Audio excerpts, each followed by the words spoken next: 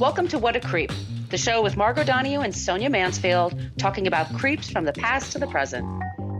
This is your quick guide to the biggest creeps, jerks, assholes, and losers, the best of the worst.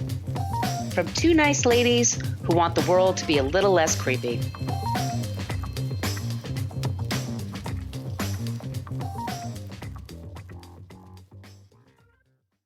Welcome back to What a Creep. This is Margot Donahue, and my cohort in creepitude, as always, is the amazing Sonia Mansfield. Hey, Sonia. Hello, my friend. Hello, my friend. We're sorry this is a couple of days late, but man, you and I have been getting these rotten colds lately. Yes, there's just nothing I could do about this. I don't know. 2021 has not been super kind, and I'm just going out with a bang when I'm not busting up my elbows. I'm catching a cold. It was just a cold.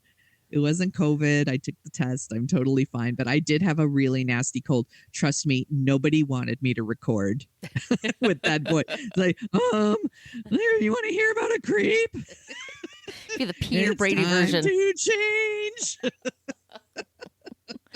Nobody wants that. We are the show that talks about creeps from the past to the present. We're talking about a Canadian creep today, and I'm super excited to talk about our non-creep. Can't wait to get to that. But I want to thank some people who left us some 5-star reviews on iTunes. I want to thank Anti-Creep, Insomnia Therapy, and Allstate Fan. Thank you so much for leaving us 5-star reviews. We really appreciate it. We do have a basic Facebook page, but we rarely visit it. It's just a place for people to bum us out about our language. We do use salty language in this program. So if you don't like cursing or cussing or any of that stuff, you'll want to listen to another show. We have a private Facebook group. Yes, you do have to answer a few questions to get in there, but we just try to keep it to be like a nice, safe space. We don't want it to be a huge argument zone. I know it's called What a Creep, but we try to keep it a fun place to be and just kind of vent, but not be mean. That's the whole thing. It's the best place on Facebook. We've managed to do it so far. Yeah. We are on Twitter at CreepPod because somebody had What a Creep for 10 years on Twitter and never used it. Creep! We're on Instagram at What a Creep, and we have a basic old-timey email, whatacreeppodcast@gmail.com. I know I promised last week to get stamps and stickers and out to you guys. Stickers out to you guys. I was going to put stamps on the envelopes and send them to the mail. I did not do that. Sorry. I will get to that this week. But if you have any requests, please let us know. Also, it's a good spot for you to send us your ideas for creeps and non-creeps, because sometimes we do have a hard time finding a good non-creep for the person that we're talking about. Yes. Sonia, do you want to talk about the website? Yes, you can go to whatacreeppodcast.com and you can find everything you've ever wanted to know about our podcast, but we're afraid to ask. And it has a link to our merch shop.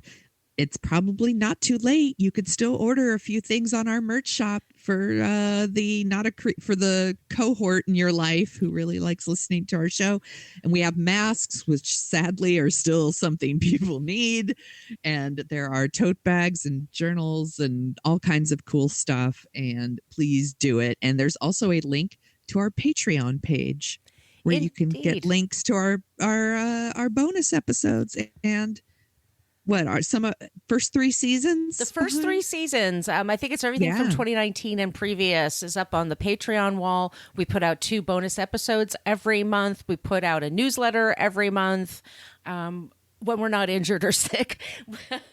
Yes, I was just going to say, I am really sorry, but because I busted up those bows, I wasn't able to get the newsletter out. It will be a thing, I promise. And the holiday cards that are coming out, they are also going to be coming out, but they will be delayed. My apologies. It'll be a New Year's card. Yes, and it's Max's fault. You got a problem with it? Take it up with my dog. Alrighty, so who are we talking about today, Sonia? We are going to be talking about Dove Charney. Do you know who he is? Nobody sounds creepy. He most certainly is. This was a request multiple times in the What a Creep group. He is the creator of American Apparel. Mm-hmm. And just in case you don't know what American Apparel is, it's a retail clothing chain, or I should say was, that sold kind of the basics. So it was like the basics for your hipster wardrobe, really. So it was like leggings, t-shirts, pants, And it had this like really sexy or sleazy, depending on how you look at it, marketing. They did have this dedication to not make their clothing in sweatshops, which I think made them kind of cool. They had this motto of, we're sick of the crap, we're taking on the gap. But at a certain point, Dove Charney became more famous for his sexual harassment than American Apparel. So sources for this episode, Bloomberg, Vox, the documentary series Big Bad Wolf, Claudine Coe's article in Jane Magazine, BuzzFeed, Jezebel, Huffington Post, The Guardian, and of course, Wikipedia. Always Wikipedia. Trigger warnings include sexual harassment and sexual assault. Dove Charney was born January 21st, 1969 in Montreal. His father is an architect. His mother is an artist. And from an early age, Dove was a hustler. He put out his own newspaper when he was a kid, and he sold advertising for it. Wow. I'm sure just people. I know. Just people in the neighborhood putting ads in his little kid newspaper. Monsieur, we like a newspaper. That's my French. It's way better than me trying to do an accent, trust me. When he was a teenager, he was sent to a private boarding school in Connecticut. And that's where he started buying like Hanes and like Fruit of the Loom, like t-shirts and underwear. And it was so soft, and he loved like the quality of it. And apparently this was something at the time you could not buy in Canada. So he started shipping it back to his friends for a price. Once again, Right. hustler. He's a hustler. And then he turned this into a business, starting in his parents' basement. He would go to New York. He would buy like all this like Hanes and Fruit of the Loom and then sell them in Canada, hence the name American Apparel. Gotcha. Yes. In 1990, he dropped out of Tufts University. He had one more semester to go. He borrowed $10,000 from his parents. Must be nice. Yeah. And established American Apparel in South Carolina. Over the next several years, he spent all this time learning about manufacturing and wholesale. And then he moved to Los Angeles in the mid-90s. And the company was focused on crafting high-quality basics. And by 1997, Dove had moved all manufacturing into a factory in downtown Los Angeles. Did you ever buy any American Apparel? Okay, I do. I got into their boxer briefs for chicks. You know what I mean? Like brief Yeah. panties, underwear. And Yes. the problem was that it would stretch out, and I would be walking along and my underwear would fall down my butt. Seems like an error. It was Like, an error in not construction. Yeah. It was something like I could wear this under tights or under here and have coverage, and they would just Yes. stretch out. Or it was just, I don't know why. I bought like a bunch of them because they were on sale, and I thought, oh, these are really, really cute. Yes. Yeah. But that's Yeah, what I remember, bought- that embarrassment. I used to live right on the corner of Haight and Ashbury for a little while, and there was an American Apparel there, and I would walk by it all the time and never shop there. And then one year for Halloween, I decided to dress up as a roller derby girl, and I bought like just like a red like skirt, and I bought some like those like athletic socks that like goes up to your knee and have the stripes or whatever. And that's the only things I ever bought from American Apparel. But I know that it was like insanely popular and everybody shopped there. You had to be really thin and really young. Yes. I think and for I a will lot of say, it. when I bought that stuff, I was like the skinniest I had ever been. And I was an amazing roller derby girl. I wore roller skates to the Halloween party, and I gave myself the name. I had two names. One was Brittany Fears, and the other one was Susan B. Agony. And I was like a beat up roller girl, so I had like blood on me and like tape on my glasses and stuff like that. But yeah, I was like the hottest I'd ever been. I was like skating to parties. Hi, everybody. Now I would break my elbows. So Dove's thing was he hired young people who really learned on the job and would work very long hours. So these weren't people that had degrees in business or anything like that. They would be 22 years old and they would be like the head of overseas distribution. You know, they learned on the job. And he definitely had this attitude of like, fuck life work balance. Like that was not a thing for him. I mean, he literally says fuck life work life balance in the documentary Big Bad Wolf. He would stock the fridge so people didn't need to leave for meals. He demanded 15-hour work days. Oh, Jesus. Yeah, I know. Fuck people like this, by the way. And this is definitely like startup mentality too. If, you know, there's this whole thing about like Facebook and Google, they offer all these, you know, it's like gyms and food and daycare and all this stuff. And everyone's like, that's amazing. And it's like, because they don't want you to leave. Oprah did the same thing. Oprah? Yeah. They just want you to stay and work. Yeah, you would hear that from people there. Yeah, like she had a gym there. They had the post office would go through a couple of times a day to take packages for people because they didn't want you to leave. Yes. And she also wants you to be there like 12 hours a day at least. Yes. Wanted anyway. And by the way, this is still a thing. Lots of companies do this. Yeah. So by 2001, the company had $12 million in sales. In 2003, Charney opened the first store in Los Angeles's Echo Park neighborhood. And then he opened one in New York and Montreal. And within 2 years, the company expanded to Europe. It opened 65 new stores. By 2006, there were 140 stores. And by the 2007, it had become the largest T-shirt manufacturer in America. That's a really big deal. Jesus, yeah, that is. I mean, considering that like the Gap had been around forever and they were like surpassing the Gap, it was a really big deal. In 2009, it expanded to 281 stores. It was like the fastest retail rollout in American history. And they had by 2014, they had made so much fucking money. It was ridiculous. It was $634 million. Wow. That's just T-shirts and shit? Yeah, it's just T-shirts and they're like those gold disco leggings and all that stuff that people bought.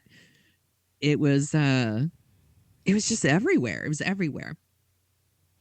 They really had this like these very provocative ads. They rarely used professional models. And of course, they were chosen personally by Dove. And they were from like local hangouts and stores. He shot many of the advertisements himself. And I don't know if you remember them. They were criticized. The models appeared, let's say, underage. Yeah, they were this. very, very young looking models. Very like provocative poses, sexually provocative poses. And Charney himself appeared in some lying next to these like almost naked young women. There's one that's real gross. It's like, I don't even know what they were advertising. It's like him, like you don't see his face. It's like just his chest and like he's wearing shorts and basically he's got a boner, but it's not like super explicit. And then like, it's like a woman like straddled over him. I was like, what the fuck are they selling here? His boner, I guess. I don't know. It's gross. It's those underpants I bought. They fell off of her. I guess. I don't know what was happening. Anyway, the ads were, I think, kind of gross looking, but it worked for some people. Yeah, like I said, underage models, but I will say this, there wasn't any airbrushing or anything, which is pretty cool. Like more of that would be fine. The business started really taking off. And then that's when all these stories started coming about what a creep Dove Charney is. So here's the first really big story. In 2004, he did a profile in Jane magazine and he masturbated in front of the writer. Oh, Jesus. Oh, my God. Yeah. So, and this story's kind of strange because she didn't play it like, and then he masturbated in front of me and I'm a victim of sexual assault. She almost seemed strangely fine with it. Like I got this great story out of it. It's very strange. I don't understand this, but So her name is Claudine Coe, and here's what she wrote. She said, "Soon enough, he loosens his belt, thus begins another compulsive episode of what Dove likes to call self-pleasure, during which we casually carry on our interview, discussing things like business models, hiring practices, and the stupidity of focus groups." And then he says, "Masturbation in front of women is underrated." Oh my God. And then he starts masturbating. "It's much easier on the woman. She gets to watch." Yeah. It's essential. I'm like, it's so gross. So gross. It was just an open secret that he was sleeping with the employees. In July 2006, a former employee told Dateline it was understood that Dove was looking for sex almost constantly, and he was looking for sex from his employees. These poor people, they just want to work. 6 former employees backed up this account with Dateline. And by this time, 3 women filed sexual harassment suits against him. All of these employees signed like arbitration agreements. Mm-hmm. So like these things would never go very far in court. Eventually they would settle out of court. And then he would say, like, I've never been convicted of anything. And it's like, well, it's because everyone had signed these agreements. Right. And that's why they couldn't go. One of the women was this woman named Mary Nielsen, who sued. And she said there was a reign of sexual terror in those offices. And that included he would take meetings sometimes only wearing a cock sock. I'm sorry. That's some like fucking Red Hot Chili Pepper shit there. Okay, Flea. What the fuck? In June 2008, another employee sued him. She said that he ordered her to pretend to masturbate and ordered her male supervisor to pretend to masturbate in front of her. Apparently, Dove would also wander through the offices in his underwear. There's video of him on Gawker dancing naked in front of 2 of his female employees. Oh, God. He was also a very angry person. He would yell and scream at employees to the point that Go ahead. You think he'd be mellowed out because he jerked off so many times. Right? Dude, take a nap, man. Yeah, exactly. He would yell and scream at employees to the point where they were afraid he was going to hit them. One time he punched a hole in the desk. This is creepy. In 2009, Woody Allen sued American Apparel because they were using Woody Allen's picture without his consent.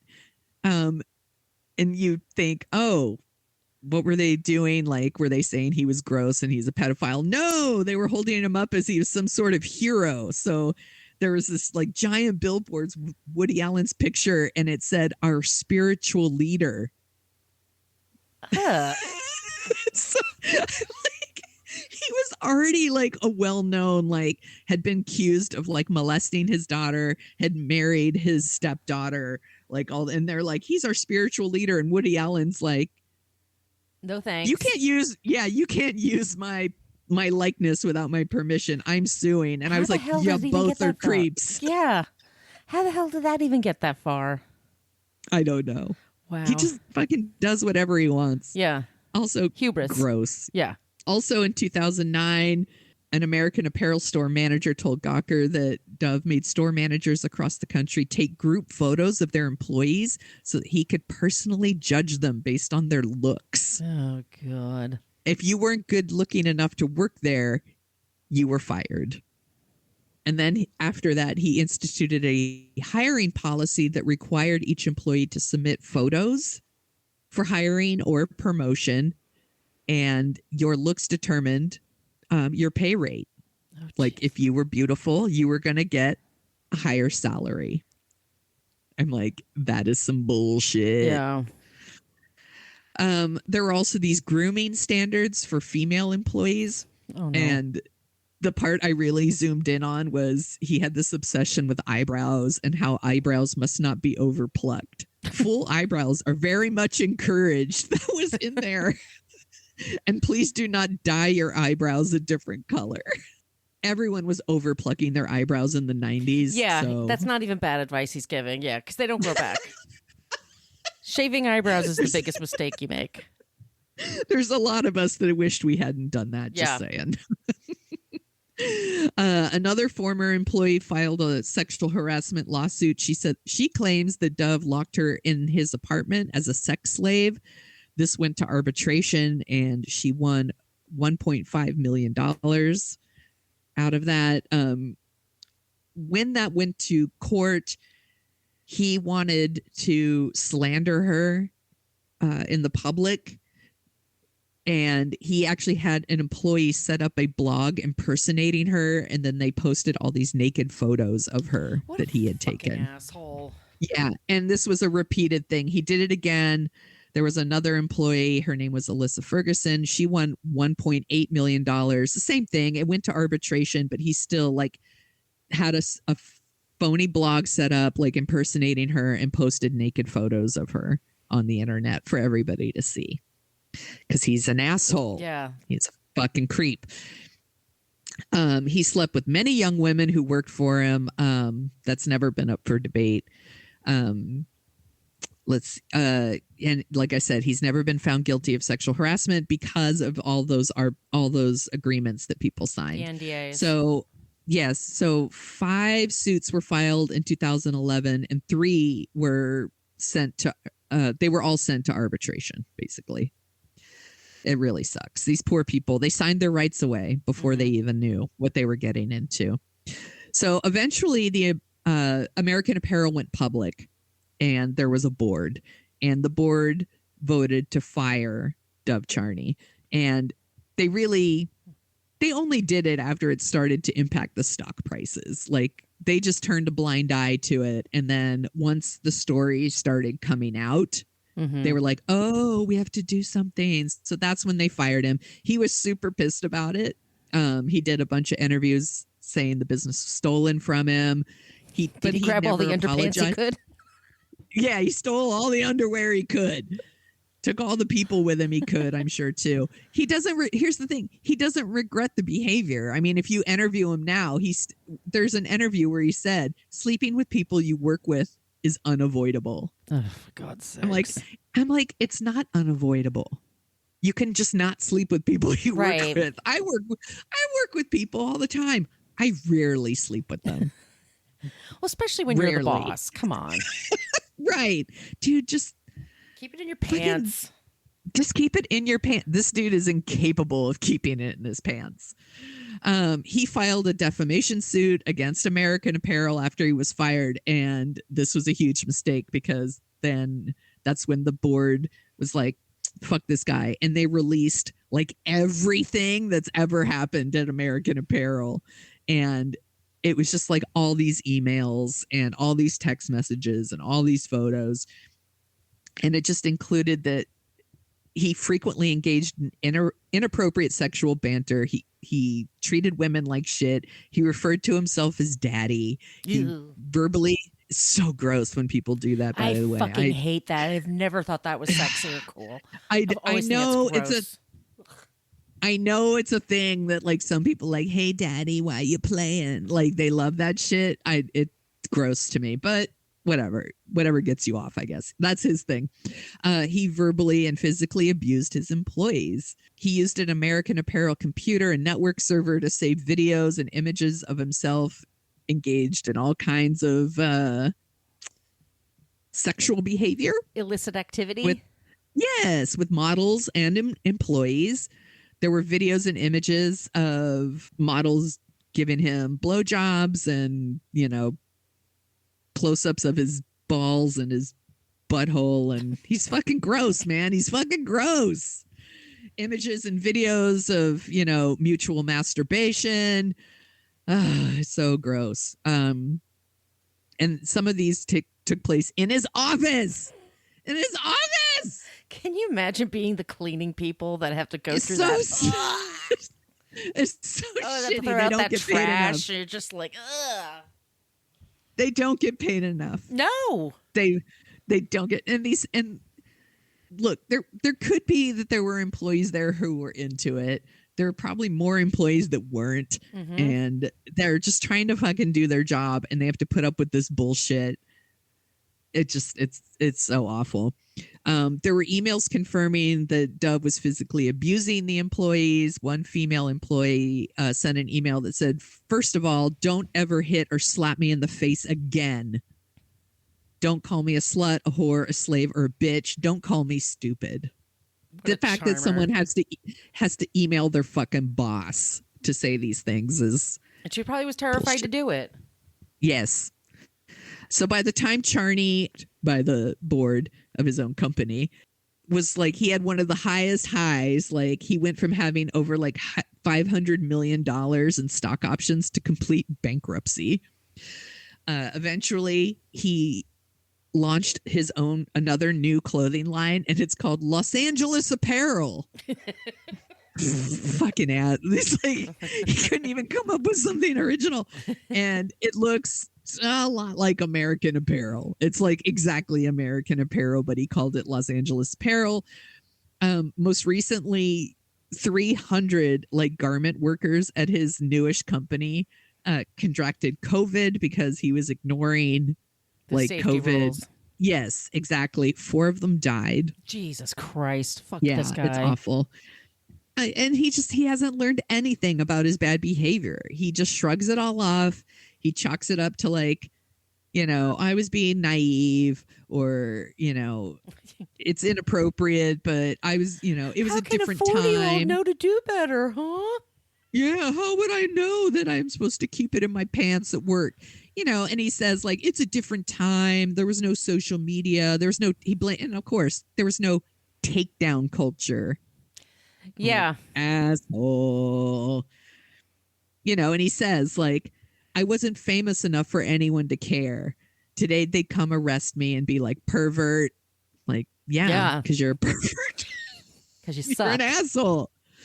He's gross. I mean, he did do some good things. He is a strong believer in like immigration, like helping people like get into this country and good working conditions for factory workers. Mm-hmm. Not, by the way, not his creative team, not those people. Fuck them. You will work 15 hours a day. He really did care about his factory workers, and he wanted to help them stay in the country legally, but not enough to protect them from COVID. Yeah. Which, and I'm like, what the fuck, dude? And if you're screwing up your company, they're going to lose a job too. I mean, yes. Yeah. He's still a piece of shit. People died. This dude is COVID. Oh my God. Yes. It's preventable. The stuff is preventable if they just put some like, he was also like hiring more people when he wasn't supposed to. So there was like overcrowding in the workplace. They weren't putting up the barriers for people in between the workstations. Like, there's just all these things he could have done to protect people, and he didn't, and people died. And that's bullshit. It's awful. That's such bullshit.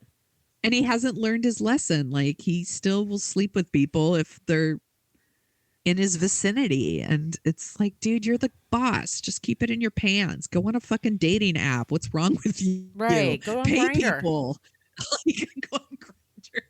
Go on Craigslist, dude. Come on, whatever. But that's our creep, Dove Charney. What a piece of shit. He's such a piece of shit. Do they still have those stores, or are they all gone now? No, they're still American Apparel, I believe, is gone, but Los Angeles Apparel, which is basically the same thing, is still a thing. They had they had like a name for everything, and the way it was packaged was interesting, and so you could get the same thing over and over again. Once again, don't get those boy underpants that I got, because my socks were great. I loved my athletics. I'm like, I still have those socks. They're pretty great. They're comfortable, but I wouldn't shop from his company now, knowing what I know. Obviously, you can get that shit everywhere. Yeah. Thanks, Amazon. No, fuck, I'm just kidding. Fuck Amazon. All right, are we ready to talk about a Canadian who's not a creep? I'm so excited for this. I am excited to talk about this person because I've just been a fan for like 20 years. Such a Canadian here. He's so Canadian. Do you know who Gord Downey is? Gord Downey. No. Tell me. My friend Jill took me to Canada Day in Central Park. And it was either 2001 or 2002. And there was a bunch of bands, like Concrete Blonde, And then they had the guy, who was the guy who was blind, Jeff something or other. He was blind and he played guitar. Jeff Healy. Jeff Healy band. He died of He's in Roadhouse. He's in Roadhouse, yeah.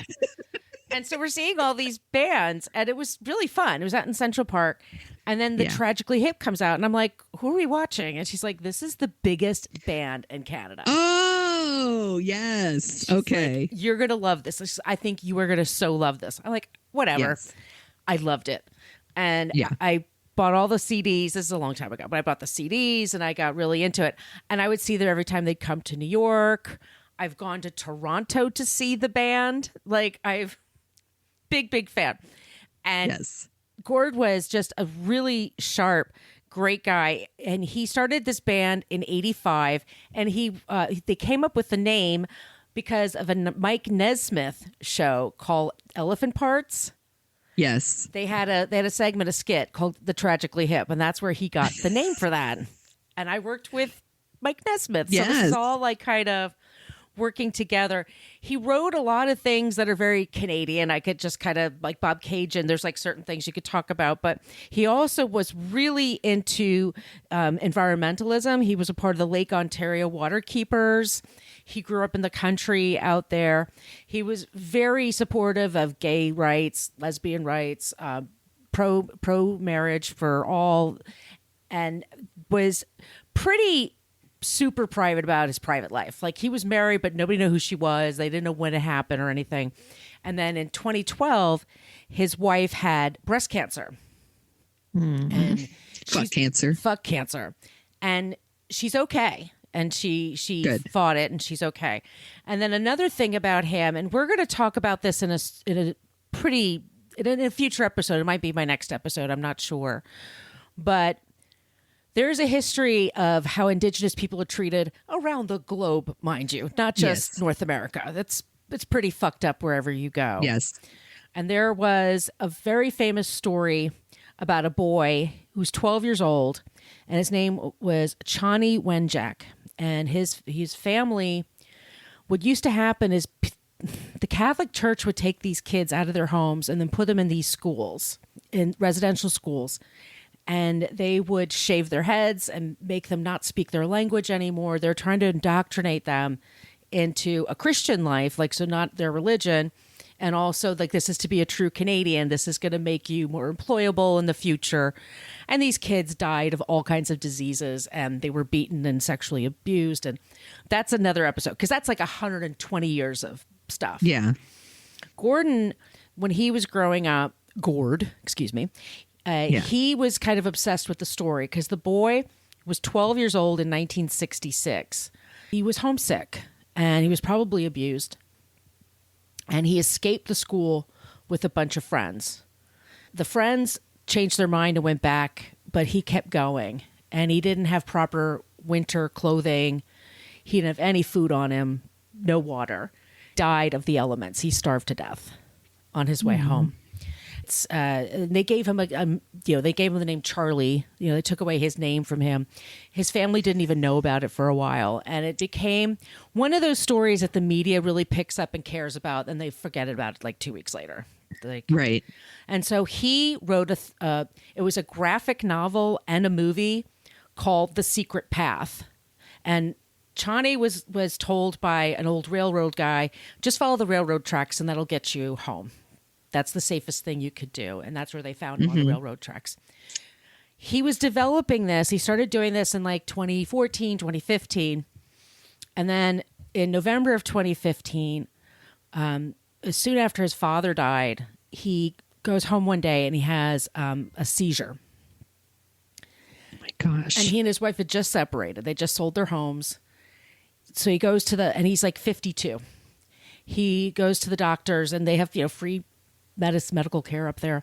Went to everybody and basically found out within about 3 months that he had terminal brain cancer. Jesus. And so he and his wife get back together, and he decided, they gave him a year. They're like, if you're lucky, you got a year. And he was losing his memory so rapidly. He was forgetting his kids' names. He was forgetting people, just people he knew for years. And so he decided to go on tour one more time with the band to say goodbye to the fans. Oh my gosh. And I watched it online. It was like unbelievable. And they had, you would never know he was sick. He was so magnetic. And sadly, he passed away on October 17th, 2017. There are several funds out there. There's the Gordon Downey. Let me see. The Gord Downey Fund. In the band Rush helped start this. They started one for brain cancer research. There's all kinds of funds out there for his art projects and for taking care of the environment. And his spouse and his kids, they still, spread his message wherever he goes. But he was a huge star and was so humble and so just, cared about the little things and cared about people just living a good life. We should remember that people like him exist. Yes. And not this Charney asshole. So that's my non-creep, Gord Downey. That is such a good one. Thanks for sharing that one. And fuck cancer. Fuck cancer to hell. I know. I cried my eyes out when he died. I was it's so awful. Yeah. He was 53. I mean, so young and has so much, but his legacy exists, Yeah. And whenever you think about Canadians in the country as being good people and kind people, it's like, it's his kind of people. That's what I think of. Right. That's a really good not a creep. Thank you. So that's our not a creep. And we are, speaking of not creeps, we're giving you one more bonus episode for the year. Yay! We are meeting a couple of interesting gals. Well, you'll find out when you listen to the episode, but they're podcasters that we really loved. And thank you so much for listening to our Trashy Divorces episode. That was super fun. Super, super fun. If you like the sound of our voices, we do co-host a show called Dorking Out. And what was the latest movie we dorked out about? Die Hard. We dorked out about Die Hard, which is definitely a Christmas movie. Ho. I was hoping you'd do that. Welcome to the party, pal. It was really fun to talk about dorking out. I can't believe we waited so long to do it. But it was worth the wait. Yeah. Yeah. It was good. So that's a weekly show. I'm not sure what we're doing next. We're figuring that out. Yeah. COVID is raging across again. I mean, we're trying to I know. keep our minds clear. If you have suggestions for creeps or non-creeps, we love it when you use the Annie Potts GIF. We got one from Ghostbusters and send that to us via social media and all those places. And Sonia, where can they find you? You can find me at thesoniashow.com and The Sonia Show on Twitter and Instagram and TikTok. It is super fun on the TikTok. Margot's been blowing it up lately with her. I've been having such a good time watching her TikToks. Where can people find you, Margot, besides TikTok? Besides TikTok, you can find me at Margot Donahue. I'm at Brooklyn Fit Chick for Twitter and Instagram. My site is brooklynfitchick.com. So everyone, be safe. Wear your masks. Just bunker down. Be safe. Wash your hands. Wash your hands. Don't be a creep. Creep. Thank you for listening to us talk about creeps. You can follow us at What a Creep Podcast on Facebook, Twitter, and Instagram. But don't follow us too closely. You can email us your creepy stories at whatacreeppodcast@gmail.com. But please keep your dick pics to yourself.